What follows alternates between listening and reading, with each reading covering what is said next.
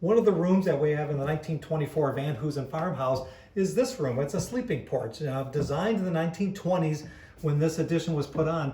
It was during the same time period when tuberculosis was an issue, and they didn't have the antibiotics to combat tuberculosis.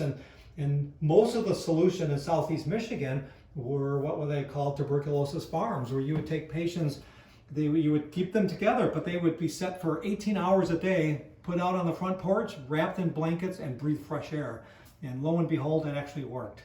For a lot of people, that's what cured some of the ailments that they had in their lungs. This is a sleeping porch. The windows could be all opened up. They said the family slept here year-round with the door open, lots of cold, fresh air pouring in here. We still have the original quilts, the original beds, original straw mattresses, and this, there's a doctor in the house here, Dr. Bertha Van Hoosen. I'm sure would have nodded her head in approval when they said, "Hey, let's build this onto the farmhouse." So it still has really the most beautiful view of our yard, which has not changed. Even the large trees that we have some large white pines out on the hillsides behind us.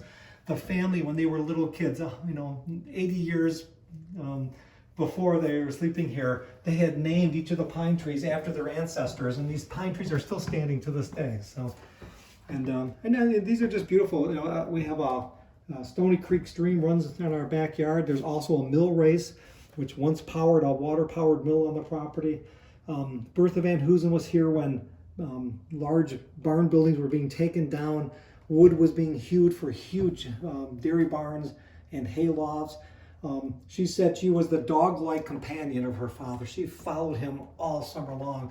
And she said the hardest part about September was that she had to put a pair of shoes back on when she went back to school. She said she spent the whole summer never wearing a pair of shoes. So even in the hard stubble of cornfields and wheat fields, she must have had tough feet. And she was just a kid that knew how to, have fun. She was curious about everything.